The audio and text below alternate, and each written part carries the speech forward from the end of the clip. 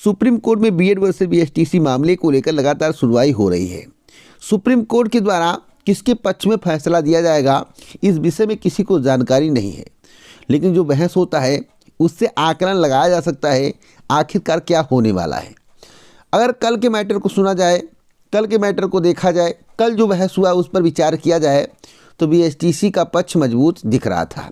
आज भी बीएसटीसी का पक्ष मजबूत है, 30 और 70 का रेशियो है, लेकिन सरकार का हाथ जिसके ऊपर हो उसकी जीत पक्की है, ऐसा लोगों का कहना है।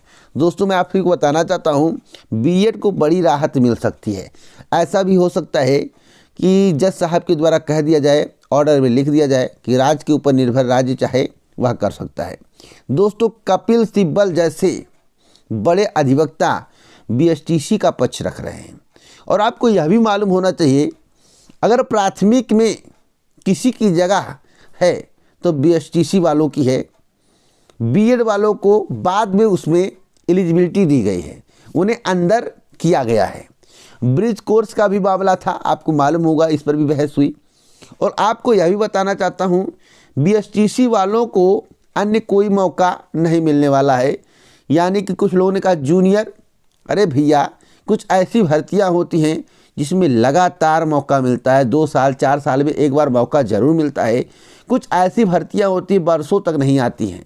लेकिन बीएड वालों को प्राथमिक में, टीजीटी पीजीटी में, एलटी में इत्यादि में मौका मिल रहा है, ऐसा लोगों का कहना है, प्रतियोगी छात्रों का कहना है। देखिए, यह कारण नहीं होना चाहिए कि उन्हें बाहर कर दिया जाना चाहिए। बीएड वाले बाहर हो जाए तब अच्छा होगा। जब कॉम्पिटिटिव एग्ज़ाम हो रहा है, प्रतियोगी परीक्षाएं हो रही हैं, तो आखिरकार आप घबरा क्यों रहे हैं? लेकिन घबराने का एक मात्र कारण बताया जा रहा है कि हमें भी सभी में एलिजिबल कर दिया जाए, हमें भी सभी भर्तियों के लिए एलिजिबल कर दिया जाए जिस तरह से बीएड को किया गया है। कोई बात नहीं है, बीएड और बीटीसी एक साथ रहे, कोई दिक्कत नहीं है। लेकिन हमें 1 मौका, अधिकतम 2 मौका, और उनको 4-6 मौके, ऐसा क्यों? रीज़न क्या है? इस पर भी एक बार कोर्ट में बहस हो जाता तो बहुत अच्छा रहता। तो मैं आपको बता दूं, आज की जानकारी, बीएड को बड़ी राहत देने की तैयारी चल रही है। यानी कि उनको राहत दिया जाए चाहे जैसे। लगातार डेट पे डेट मिल रहा है, लगातार सुनवाई हो रही है। और देखना दोस्तों, वही वाली हाल है कि सिंगल बेंच में लोग जीत जाते हैं, डबल बेंच में सरकार की जीत होती है। अक्सर देखा हूँ, पक्ष रहते हुए, पक्ष मजबूत होते हुए भी हार जाते हैं प्रतियोगी छात्र। ऐसा क्यों?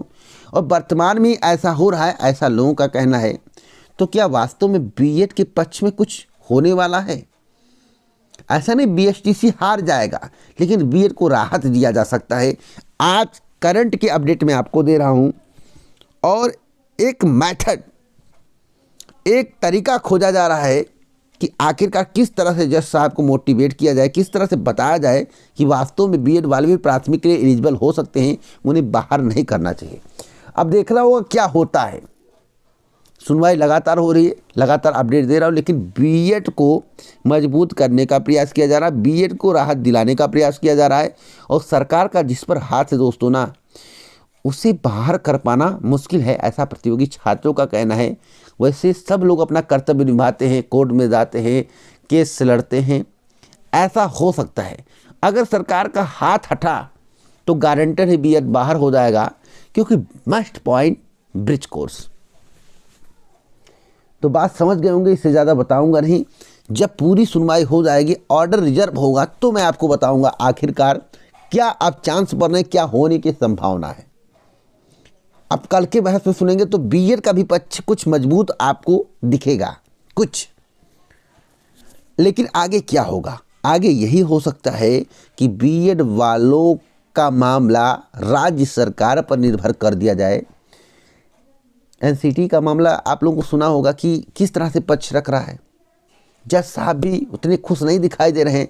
अब उन्हें किस तरह से खुश किया जाए, कौन सा पक्ष रखा जाए, इस पर विचार विमर्श हो रहा है। आज मंथन पूरा हुआ, कल देखिएगा क्या होता है। कल जब सुनवाई होगी, और जो मैं आपको बता रहा हूँ कि बीएड को किस तरह से मजबूत किया जाए, अगर इस विषय में आपको कल से नॉलेज होना शुरू ना हो गया तो कहिएगा, कल कमेंट करके ज़रूर बताइएगा आज क्या लगा।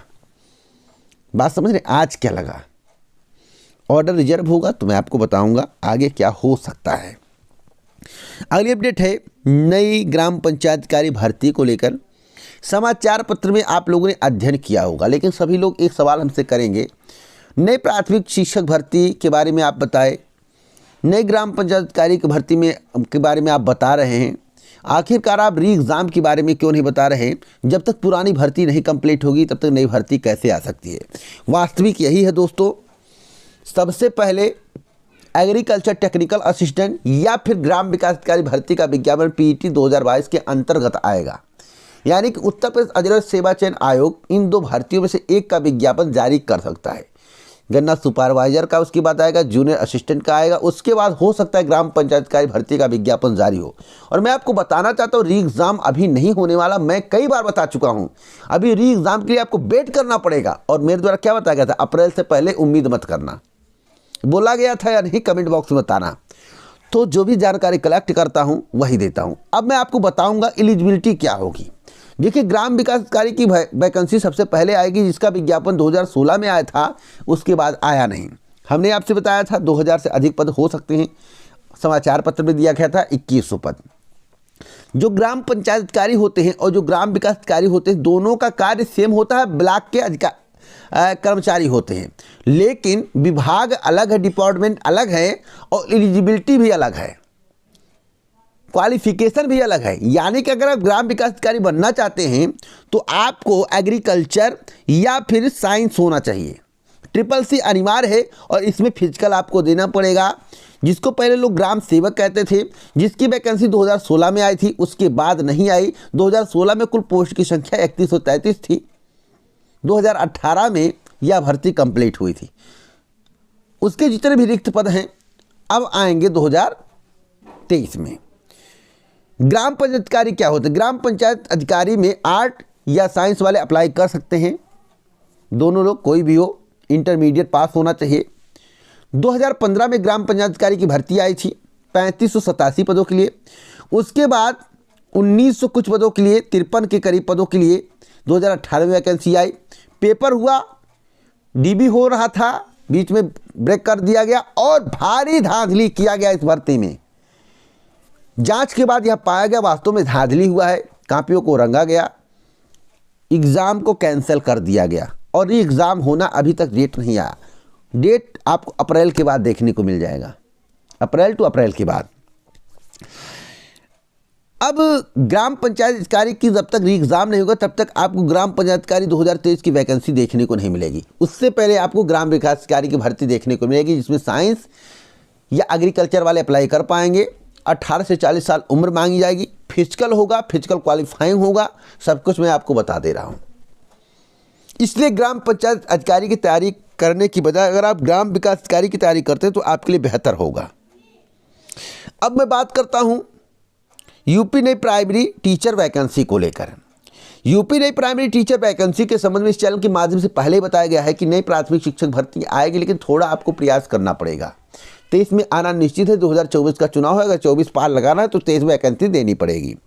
अब नए शिक्षा सेवा आयोग का पचड़ा सामने लाया जा रहा है, इसके लिए आपको अब आगे आना चाहिए और कहना चाहिए कि नई प्राथमिक शिक्षक भर्ती जल्द से जल्द दीजिए। और जो डाटा दिखाया जा रहा है, देखिए दोस्तों, मार्च तक डाटा मांगा गया। अभी कल की वीडियो में बताया हूँ कि 13 जनवरी तक आपने 67,000 पदों पर डाटा प्राप्त किया। 67,000 पदों पर डाटा की जानकारी आपको प्राप्त हुई। जितने भी प्रतियोगी छात्र सभी को 13 जनवरी तक जो डाटा था उसकी जानकारी थी। कल ही मेरे द्वारा कहा गया है कि मार्च तक का डाटा मांगा गया है। और यहाँ पर देखिए साफ साफ लिखा हुआ है कि विषय परिषदीय प्राथमिक उच्च प्राथमिक विद्यालयों में मार्च 2023 तक रिक्त प्रधानाध्यापक सहायक अध्यापक को सम्मिलित करते हुए स्वीकृत कार्यरत तथा रिक्त पदों का विवरण संबंध में सूचना प्रेषण। हमने आपसे कल ही बताया, कल की वीडियो देख लेना। अगर कल की वीडियो में नहीं बताया हूँ, मेरी बात गलत निकल जाए, मैं अभी झूठ बोल रहा हूँ, तो चैनल को अनसब्सक्राइब कर देना और 100 लोगों से अनसब्सक्राइब करवा के जाना, 100 लोगों से अनसब्सक्राइब करा के जाना। क्योंकि मैं जानकारी देता हूँ डंके की चोट पर जानकारी कलेक्ट करने के बाद। कल ही बताया हूँ कि डाटा आने वाला आ गया। अब सिद्धार्थनगर की अगर बात करें हम, तो रिक्त पदों की संख्या देख लीजिए। मार्च 2023 तक रिक्त पदों की संख्या प्रधानाध्यापक, प्रधान उच्च प्राथमिक विद्यालय, सहायक अध्यापक प्राथमिक विद्यालय, सहायक अध्यापक उच्च प्राथमिक विद्यालय। अब सहायक अध्यापक प्राथमिक विद्यालय की बात करें 3683 प्रमोशन होगा, प्रमोशन के लिए मांग गया है, लेकिन प्रमोट होंगे तो पद रिक्त होंगे, पद रिक्त होंगे तो भर्ती होगी। भर्ती कब तक होगी? जुलाई के पहले कोई उम्मीद नहीं, चुनाव से पहले विज्ञापन आएगा, इसकी संभावना प्रबल है। अगर आप लोग थोड़ा प्रेशर देते हैं, थोड़ा प्रयास करते हैं, गारंटेड वैकेंसी आ जाएगी। गारंटी कितना परसेंट मैं आपको बता दूं, 100% से ज़्यादा होता नहीं, 101% की गारंटी ले रहा हूं। 101% अगर प्रयास करोगे वैकेंसी आ जाए। अब कुछ लोग कहेंगे हम तो 2022 चुनाव के पहले प्रयास करके देख रहे, वैकेंसी नहीं आई। भैया मैं स्पष्ट बताना चाहता हूं, मेरी बातों को ध्यान से सुन लो, मेरी बातों को समझ लो। अगर 2024 में मोदी जी केंद्र में आ जाते हैं, ऐसा लोगों का भी मानना है, सूत्रों का भी मानना है, 2024 में अगर मोदी जी केंद्र में आते हैं तभी 2027 में योगी जी आएंगे, उत्तर प्रदेश में बीजेपी की सरकार बनेगी। अगर केंद्र से मोदी जी आउट होते हैं, यानी कि बाहर होते हैं, दूसरी सत्ता आती है, तो 2027 में उत्तर प्रदेश में मुख्यमंत्री जी हो सकता है सत्ता गंवा दे, बीजेपी के हाथ से उत्तर प्रदेश चला जाए। हकीकत है, 100% गारंटी लेता हूं। अगर ऐसा ना हुआ तो कहना, अगर केंद्र में मोदी जी नहीं आएंगे तो उत्तर प्रदेश में योगी जी की सत्ता जा सकती है, 101%। कैसे? वक्त आएगा पता चल जाएगा, अभी कोई कुछ मत बोलना, वेट कर लेना। इसलिए इस सत्ते को बचाने के लिए आपकी बातें मानी जाएंगी और वैकेंसी आएगी अगर आप प्रयास करोगे। सरकार देख रही है आप कितना प्रयास करते हो, आप अपनी मांगों तक कितने अग्रेसिव हो, आप अपनी भर्ती के लिए, अपने हक के लिए आगे आते हो या नहीं, शांतिपूर्वक सरकार तक पहुंचाओ, बस गारंटेड भर्ती आएगी। 101% मैं बोल रहा हूं, 101%। अब इससे ज़्यादा कुछ नहीं बताऊंगा, डाटा तो आप देख रहे हो कितने पद खाली हैं। अब अगली बार अपडेट के बारे में बात करेंगे, नई एलटी ग्रेड शिक्षक भर्ती को लेकर। दोस्तों, नई एलटी ग्रेड शिक्षक भर्ती फंसाने का प्रयास किया जा रहा है। उत्तर प्रदेश में नई एलटी ग्रेड शिक्षक भर्ती उत्तर प्रदेश लोक सेवा आयोग के माध्यम से आती थी, लेकिन नए आयोग का पचड़ा सामने ला दिया गया है। खुदा ना खास्ता नए आयोग के माध्यम से भर्ती करने का आदेश दे दिया गया तो भर्ती फंस जाएगी।